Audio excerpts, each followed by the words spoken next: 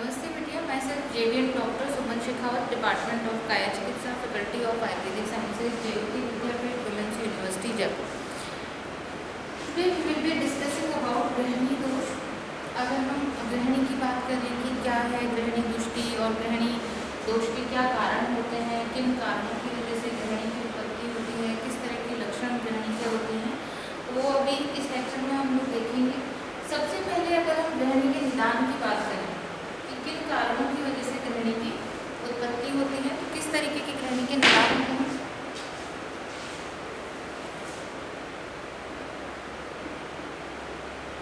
अगर हम निदान की बात करें ग्रहणी के, तो यहाँ का आचार्य चरक ने अध्याय 15 में चिकित्सा स्थान के अंदर कहा है, अभोजनात्, अजीर्णात्, अतिभोजनात्, विश्वासनात्, असात्म्य गुरु शीत, अतिरुक्ष संतुष्ट भोजनात्, विरेक वमन स्नेह विभ्रमात्, व्याधिकर्षणात्, देश का ऋतु वैषम्यात्, वेगानाम च विधारणात्। ये सभी कारण जो है उन्होंने ग्रहणी रोग के बताए हैं कि किन कारणों की वजह से ग्रहणी की उत्पत्ति हो सकती है। तो अभोजनात् यानी भोजन बिल्कुल ना करना, अजीर्णात्, अजीर्ण की अवस्था में अति भोजन करना कि पहले से ही रोगी को डाइजेशन नहीं हो रहा है, पुराना खाया हुआ भोजन ही अभी उसका पाचन नहीं हुआ है, पाक नहीं हुआ है, और ऊपर से और भोजन खा लेना। इसके अलावा विषमाशनात्, जो भोजन एक दूसरे के साथ कंपैटिबल नहीं है या जो एक दूसरे से विरुद्ध नेचर के हैं, इस तरह के भोजन को एक साथ में खाना, जैसे दूध का दही के साथ में प्रयोग कर लेना, या फिर इस तरह की चीज़ें जो होता है शीतल आहार के साथ में उष्ण आहार का प्रयोग कर लेना, स्निग्ध के साथ रुक्ष का प्रयोग कर लेना, इस तरह की जो चीज़ें होती हैं, इस तरह के विषम आसन जो है करने के कारण भी ग्रहणी की दृष्टि ग्रहणी रोग हो सकता है। इसके अलावा असात्म्य, जो भोजन आपके शरीर को साथ में नहीं है, आपके शरीर के वात आपकी प्रकृति है और आप वातवर्धक ही भोजन आप जो है हमेशा खाते हैं, तो इस तरीके की जो चीज़ें होती हैं। इसी के अलावा जैसे गुरु, अत्यधिक भारी खाने का प्रयोग करना, शीत जो है ठंडा खाना, अति रूखा खाना खाना, ड्राई भोजन जो होता है जैसे आजकल का जो पैटर्न चल रहा है, इस तरह के जो होते हैं जैसे फास्ट फूड ज़्यादातर रूक्ष भोजन के अंदर ही आते हैं, सूखा ब्रेड जिनके अंदर इस्तेमाल किया जाता है। संतुष्ट भोजना, इस तरीके का भोजन जो कि प्रॉपर तरीके से बना ही नहीं है या फिर बन के खराब हो चुका है, दूषित भोजन जो है उसका प्रयोग करने से इस तरह की व्याधि की उत्पत्ति हो सकती है। इसी के अलावा विरेक वमन स्नेह विभ्रमात्, यह भी कहा गया है कि चिकित्सा भी अगर प्रॉपर तरीके से रोगी की ना हो तो उसकी एज ए ट्रीटमेंट कॉम्प्लिकेशन भी रोगी को यह व्याधि की उत्पत्ति हो सकती है। जैसे अगर समय तरीके से पेशेंट का विरेचन ना हुआ हो, जैसे विरेचन जो है वो अधिक हो गया हो या अल्प हो गया हो, रोगी का प्रॉपर तरीके से आया नहीं हो बाहर विरेचक द्रव्य। इसके अलावा वमन जो है, वमन भी सम्यक ना हुआ हो, अल्प या अति वमन की वजह से रोगी को इस तरह के प्रॉब्लम हो सकते हैं। स्नेह जो है, स्नेहपान, जो ये पंचकर्मा के प्रोसेस कराए जाते हैं, जो हम वमन विरेचन शोधन के लिए रोगी को कराते हैं, अगर उससे पहले जो स्नेहपान कराया जाता है वह व्यक्ति विशेष ने प्रॉपर तरीके से नहीं किया है। जिस प्रकार की हमारे यहाँ बताया गया है कि ग्रीष्म ऋतु अगर चल रहा है और वात पित्त का रोगी है तो रात्रि में स्नेहपान कराना चाहिए, और शीत ऋतु है और कफ प्रधान अगर रोगी है तो दिन में जो है वमन का जो स्नेहपान जो है वह बताया गया है। तो काल का अगर ध्यान में ना रखते हुए रोगी को स्नेहपान कराया जाए तो उसकी वजह से भी, अगर रोगी का अत्यधिक वमन विरेचन हो गया है या रोगी किसी भी डिजीज से अफेक्टेड है और उसकी वजह से रोगी का कर्षण हो गया है, बहुत उसके अंदर वीकनेस आ गई है और उसने खान पीन का ध्यान नहीं रखा है, ऐसी अवस्था में भी ग्रहणी रोग की उत्पत्ति हो सकती है। इसी के अलावा देश काल ऋतु वैषम्यात्, अगर देश काल और ऋतु का नहीं ध्यान दिया गया है, इनकी विषमता है, तो ऐसी अवस्था में भी रोगी को इस तरह के व्याधियों की उत्पत्ति हो सकती है। क्योंकि दोषों के अनुसार, काल के अनुसार ही हमारे यहाँ जो होता है ना, दोषों की वृद्धि क्षय और जो होता है ना, ये चीज़ें चलती हैं। दोषों की गति उन्हीं के ऊपर निर्धारित होती है, हमारे भोजन की गति भी इन चीज़ों से अफेक्ट करती है। तो इनका ध्यान नहीं रखा जाए तो भी इस तरह की व्याधि की उत्पत्ति हो सकती है।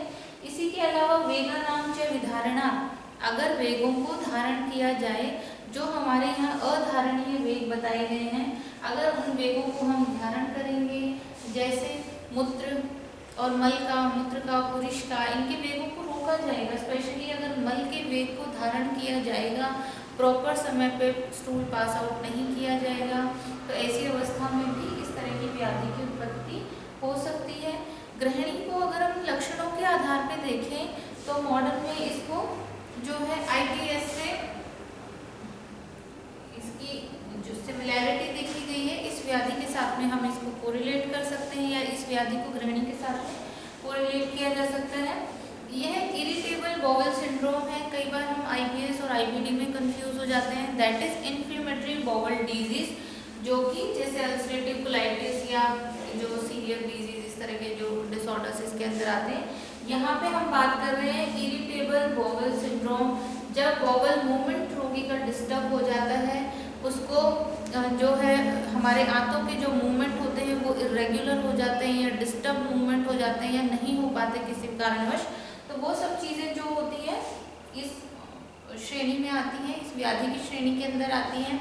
कुछ इस तरह के फूड होते हैं जो कि हमारे बॉवल के लिए, आंतों के लिए, या कुछ स्पेसिफिक प्रकृति के लोगों को इस तरह के फूड जो होते हैं वो ट्रिगर फैक्टर का काम करते हैं, उनकी आंतों के लिए इरिटेबल प्रोडक्ट की तरह काम करते हैं। और जैसे ही वो फूड प्रोडक्ट का इंटेक किया जाता है तो रोगी के बॉवल मूवमेंट डिस्टर्ब हो जाते हैं, जिसकी वजह से पेशेंट का अनडाइजेस्टेड फूड जो होता है वही आगे ट्रांसफ़र हो जाता है और वही स्टूल के रूप में बाहर आ जाता है, जिससे रोगी को जो होता है ना पक्व का ज़्यादा ज्ञान नहीं हो पाता। रोगी को पेट में भारीपन होना या पेट में दर्द होना, इस तरह की शिकायतें रोगी को रहना शुरू हो जाती हैं। स्टूल की फ्रीक्वेंसी रोगी को जो है वो बढ़ जाती है। स्टूल जैसे ही भोजन का इंटेक किया वैसे ही इस तरह के अर्जेस होते हैं कि रोगी को स्टूल पास आउट करना है। इस तरह की चीज़ें रोगी के अंदर देखने को मिलती हैं। अगर हम यहाँ पे बात करें लक्षणों से पहले हम रोगी को किस तरह के पूर्व रूप व्याधि के अंदर आते हैं, तो वो अगर हम देखें किस तरह की व्याधि के पूर्व रूप आते हैं, तो यहाँ पे भी आचार्य चरक ने पूर्व रूप की कोटेशन बताई है, जिसमें उन्होंने कहा है पूर्व रूपम तु तृष्णा, आलस्य, बलशय, इसके अलावा विदाहु अन्न, अन्न का विदाही होना, मतलब बर्निंग सेंसेशन होना, चिराग पाकस्य, विदाहु अन्न चिराग पाकस्य, चिराग देर से रोगी के अन्न का पाक होता है। इसी के अलावा कायस्य गौरवम, शरीर के अंदर भारीपन आना, तृष्णा, आलस्य, बलशय, अन्न का विदाही होना या देर से अन्न का पाचन होना, और शरीर के अंदर गौरवता आना, इस तरह के पूर्व रूप जो होते हैं वो व्याधि के देखने को मिलते हैं। अगर हम यहाँ इसके प्रकार की बात करें कि कितने प्रकार का होता है, तो आचार्य चरक और आचार्य सुश्रुत 4 प्रकार का बताते हैं, वातज, पित्तज, कफज, सन्निपातज। आचार्य माधव जो है इसको 6 प्रकार का बताते हैं, 6 प्रकार का बताते हैं आचार्य माधव। ये वातज, पित्तज, कफज, सन्निपातज के अलावा संग्रह और भट्टी यंत्र ग्रहणी बताते हैं। इसी के अलावा जो है अगर हम गणनाथ सेन की बात करें तो गणनाथ सेन ने, आचार्य गणनाथ सेन 4 प्रकार का बताते हैं, जिसमें राजग्रहणी, शतज, शयज एवं निर्मोह ग्रहणी।